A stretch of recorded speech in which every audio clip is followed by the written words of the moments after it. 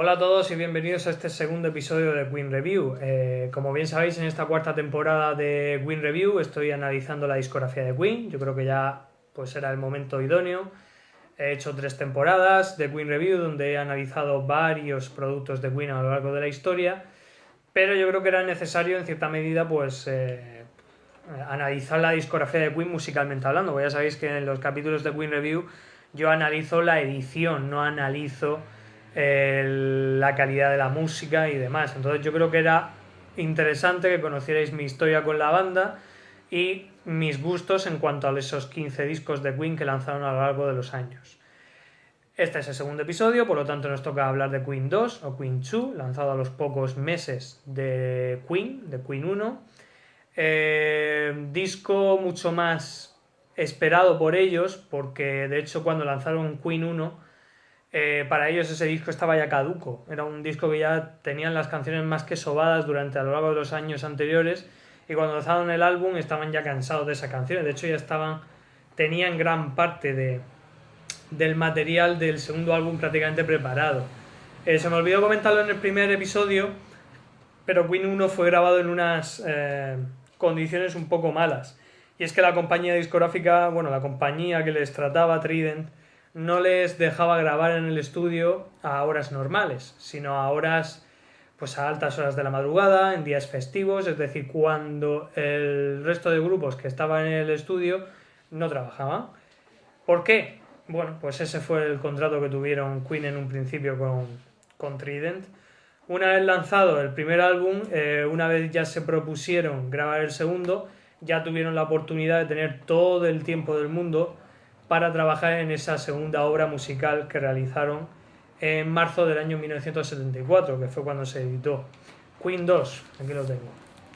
Portada originaria de Mick Rock, una fotografía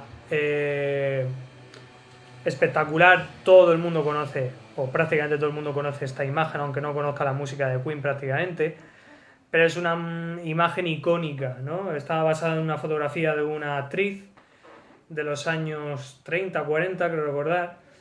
Y bueno, pues aquí la emularon. Esta imagen, de hecho, se emuló un par de años después en el videoclip de Bohemian Rhapsody.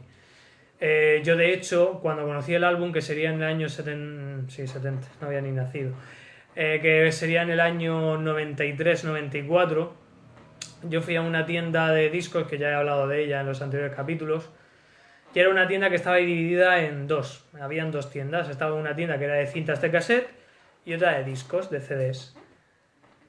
Qué añoranza, ¿no? Porque hoy día esa tienda ya ni existe. Es que no existe no es que no exista una de ellas, no, es que no existe ninguna de las dos. Qué pena. En fin. Me acuerdo que yo iba siempre a la tienda de cassettes con mis padres.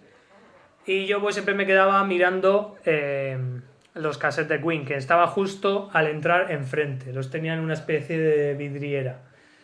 Y yo me quedaba mirando y veía, decía, ese ya lo tengo, Night of the Opera ya lo tengo, A Day at the Races también, Greatest Hits 1 también, tal. Y de pronto un día me quedo mirando y digo, ¿Queen 2? ¿Eso qué es? Se lo pedí al chico de la tienda, oye, perdona, ¿me puedes dar esa cinta, tal, para verla? Y de pronto veo esta carátula y digo, qué raro, digo, pues si aquí no está Bohemian Rhapsody, yo ya había visto el videoclip de Bohemian Rhapsody, digo, si aquí no está, ¿qué coño hace esta carátula aquí? De hecho, miré el listado de temas y no estaba Bohemian Rhapsody por ningún lado. Dije, qué raro. En fin, obviamente ya al tiempo supe por qué, ¿no? Lo curioso es que obviamente le pedí a mi padre que me comprara la cinta y a la vuelta a nuestro Renault Clio pusimos la cinta de cassette y la cinta pues no sonaba.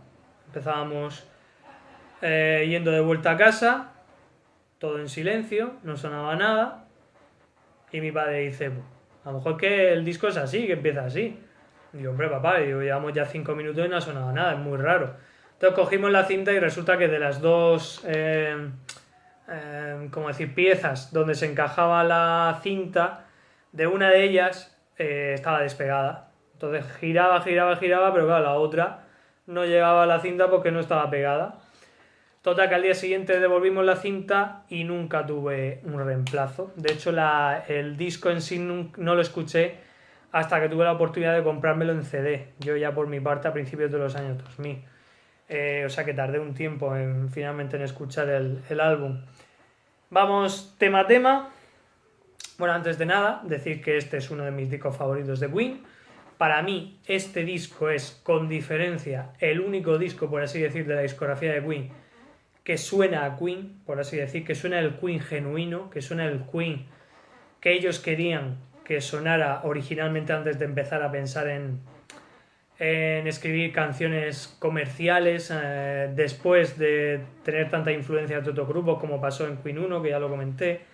Para mí Queen 2, sin duda alguna, es el disco que suena originalmente a Queen. O sea, para mí esto es Queen, básicamente. Es uno de mis 3 discos favoritos. Yo de hecho lo pondría en el top 2, posiblemente en el puesto 2 o en el 3. Estaría la cosa ahí complicada, pero por ahí estaría. Y es uno de mis discos favoritos de todos los tiempos, sin duda alguna. El disco, a diferencia de Queen 1 y de Sgt. Attack, los temas van como hilándose uno a uno y digamos que tiene una continuidad, cosa que no pasaba ni en Queen 1 ni en Sgt. Attack, su siguiente álbum. Queen 2 empieza con Procession, que es un tema instrumental impresionante, o sea, es una forma de empezar el disco increíble. Este tema ya lo solían usar en las giras, en los conciertos anteriores, porque ya lo tenían grabado desde hacía tiempo, y es una forma impactante para empezar el disco y enganchar enseguida con Father to Son, que es uno de mis temas favoritos de la historia de Queen, compuesto por Brian May, por cierto. De hecho, la cara blanca del disco, la cara A del disco, está prácticamente compuesta por Brian May, a excepción de Lost in the End, que es el tema que cierra la cara A. Y la cara B, que es la cara negra, está compuesta íntegramente por Freddie Mercury. De Father to Son pasamos a White Queen, uno de mis temas favoritos de Queen sin duda. De hecho, la versión en directo de Rainbow del 74 me maravilla, me encanta ese tema en versión en directo. Es uno de esos temas melódicos, no tan, obviamente es una balada. De hecho dicen que es uno de los primeros temas que compuso Brian May jamás. Es impactante, o sea, es uno de mis temas favoritos por excelencia y de los que ya solo por estos 3 primeros temas ya merece la pena el disco. De ahí pasamos a Someday One Day, otro tema de Brian May que cierra su contribución en el álbum. Someday One Day obviamente para mí es el tema más flojillo de Brian May. Me gusta bastante, pero de los 4 temas que tiene este álbum de Brian May, sin duda para mí es el peor o el menos mejor, vamos a decir así. Es un tema tranquilillo, es curioso, ¿no?, que Brian May, siendo tan heavy, el único tema heavy que escribe para este disco es Father to Son. Procession, White Queen y Someday One Day son temas puramente relajantes, baladas en su gran mayoría. Pero después de Someday One Day, cantada por él, por cierto, es el primer tema de la historia de Queen cantado por Brian May, pasamos a The Lost in the End, único tema del disco por Roger Taylor, que canta Roger Taylor. Un tema que a mí siempre me ha gustado, la verdad es uno de los temas de... La verdad es que con este disco puedo ser poco objetivo, porque es que me gusta completamente. O sea, aquí no puedo tener ninguna, no puedo tener ninguna queja mayormente. A ver, obviamente para elegir temas inferiores de los in the End, al igual que Someday One Day, para mí sería de los más inferiores en calidad. Pero no deja de ser impresionante, o sea, es un disco que es básicamente brillante. Termina The Lost in the End, empieza la cara negra, que es completamente acreditada a Freddie Mercury. Empieza con Ogle Battle, o sea, un tema que, si bien hablábamos que en el primer álbum solía componer Freddie Mercury ya temas de fantasía y del cristianismo, aquí seguimos con más fantasía. Mucha gente dice que está ambientado en El Señor de los Anillos, ¿no?, por eso de los ogros y demás. Hay que tener en cuenta que Tolkien, creador de la trilogía del Señor de los Anillos, había fallecido un año antes y se había vuelto a poner de moda, ¿no?, todos sus libros, ¿no?, de El Señor de los Anillos, El Hobbit, etc. Entonces, pues bueno, puede ser que Freddie Mercury pues leyera el libro, aunque yo le pega mucho más que haya leído el libro Brian May. Posiblemente Brian le contara cosas sobre el libro, Freddie leería algo y a lo mejor diría, pues mira, se me ha ocurrido este tema, Ogle Battle. Temazo, pedazo de riff, pedazo de tema, pedazo de armonías vocales, pedazo de todo, o sea, pedazo de temazo. Para mí es uno de los temazos de este disco, Ogle Battle. Ogle Battle encaja con The Fiery Fellas Master Stroke, tema cortito, que por cierto yo me quedé impactado la primera vez que lo escuché, me quedé así con la cara desencajada, dije, vaya pedazo de rareza de tema, o sea, es increíble. Me encanta, sinceramente, es un tema que tienes que estar atento, o sea, este es uno de esos discos que no puedes tener de fondo, o sea, tienes que estar atento escuchándolo porque tiene tantos matices y tantas cosas que es imposible tenerlo de fondo, necesitas prestarle atención. De este tema tan corto pasamos a Funny How Love Is. Primer tema, yo creo que por cierto, de Fairy Fellas Master Stroke, es un tema ambientado en una pintura, también loca. Es obvio que este tema sea loco si está ambientado en esa pintura, porque tú ves el cuadro y te quedas un poco, madre mía, vaya locura de cuadro. Funny How Love Is es el primer tema, por así decir, de Freddie Mercury sobre el amor, por así decir, diciendo que fíjate qué divertido es el amor, por así decir. Bueno, es uno de los temas inferiores de este álbum, muy anecdótico, muy chulo, a mí me gusta bastante, pero bueno, no deja de ser una anécdota, la verdad es que cortito, tal, se pasa rápido, pero se agradece después de temas tan psicológicamente fuertes como los dos anteriores, tener un tema así pasajero, que puedas relajarte un poco antes de venir la bomba, como es The March of the Black Queen. The March of the Black Queen siempre ha sido nombrado por Brian May como el predecesor de Bohemian Rhapsody. Sí, no, o sea, Bohemian Rhapsody es parecido en estructura, pero no es tan loco y tan sumamente complicado de digerir como este de March of the Black Queen. Es decir, Bohemian Rhapsody es mucho más comercial en cierta medida que este de March of the Black Queen. The March of the Black Queen es una locura, o sea, ciertamente es un temazo, obviamente, es uno de esos grandes temas de la discografía de Queen, pero es de esos temas que al principio te cuesta digerirlos. A mí me costó mucho digerirlo en un principio. Es una de esas obras que dices tú, hostia, vaya temazo, pero hay que ir digeriéndolo poco a poco, ¿no? O despacito.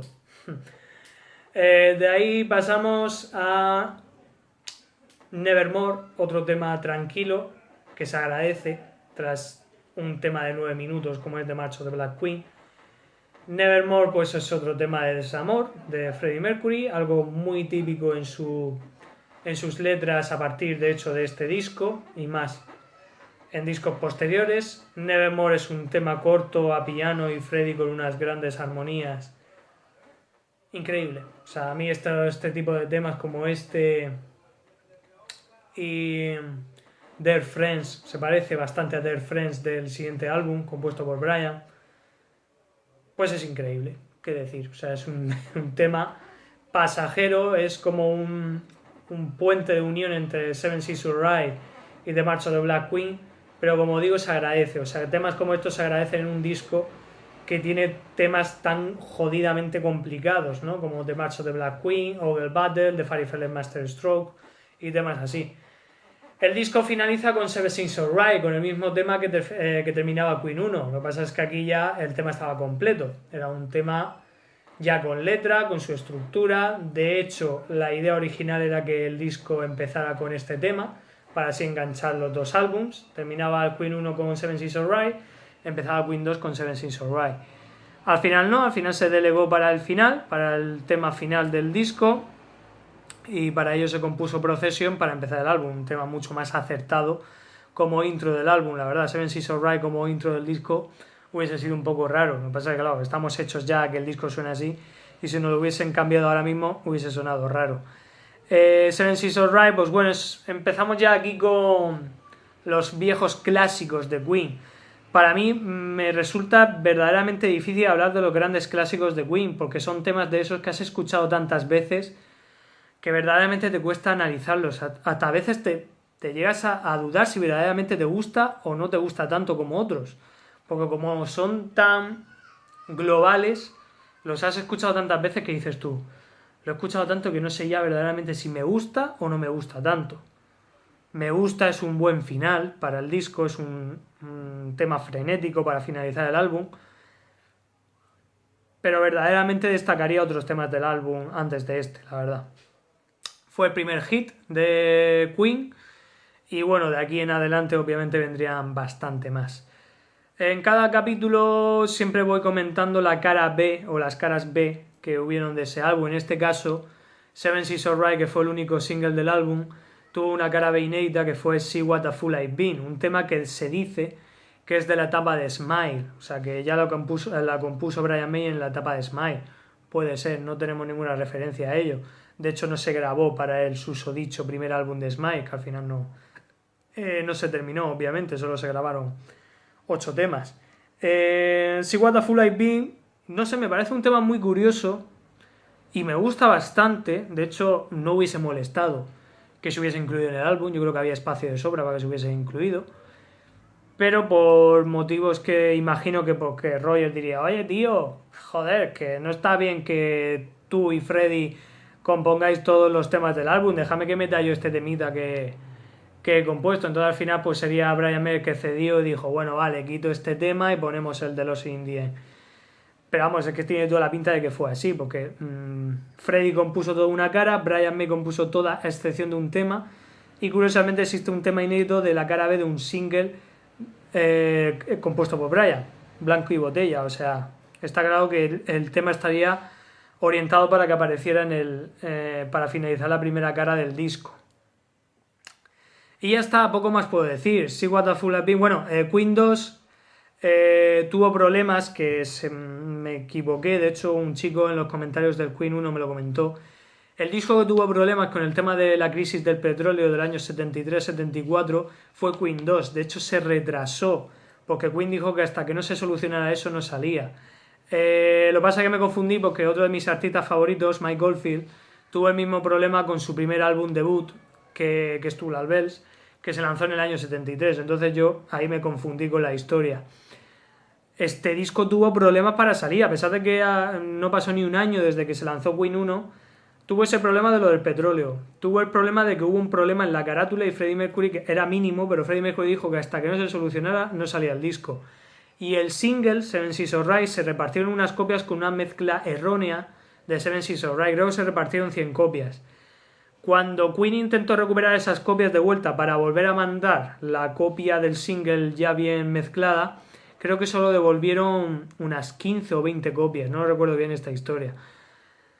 El caso es que esa mezcla errónea nunca se ha filtrado, no se conoce de hecho como tal, no ha aparecido nunca en ningún lado, ni se ha filtrado ni nada. Si existen por ahí supuestamente 80 y tantas copias de esa mezcla errónea de Seven Seas of Rhye, lo raro es que nunca haya salido una copia en eBay o algo así. O sea, alguien que sepa que tiene esa copia, venderla. Posiblemente a lo mejor la historia yo la he leído en varios libros de Queen en español, a lo mejor la historia no es ni cierta. No sé si lo leí en el... No, posiblemente sí, posiblemente lo leían en la biografía oficial de Acid Vega, ¿no? El Queen, que aquí se llamó el libro básicamente Queen, escrito por Jackie Gunn y Jim Jenkins. Entonces si está en ese libro técnicamente debe ser verdad.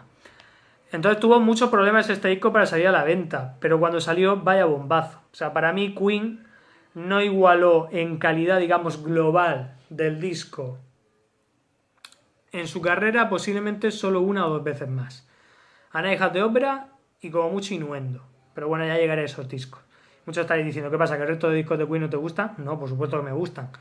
Pero en lo global, o sea, de decir que yo no desecharía ningún tema de este disco, y ya veréis que en los siguientes álbumes siempre diré que hay algún tema que yo quitaría. De hecho, hasta la cara B la pondría. O sea, no hay otro disco como Queen 2, A Night at the Opera, Innuendo, o Made in Heaven, si me pongo así quisquilloso, personalmente hablando, que me hayan impresionado tanto y que piense que son tan redondos como este álbum. Ya está, poco más tengo que decir de este álbum. Es sin duda alguna, como he dicho, uno de los discos predilectos de la historia de Queen. Y bueno, pues la cosa siguió bastante bien en ese mismo año, en el año 74, con Sergi Attack, pero eso toca en el siguiente capítulo de esta temporada. Nada más, chicos, espero que hayáis disfrutado de este capítulo y nos vemos en el siguiente episodio.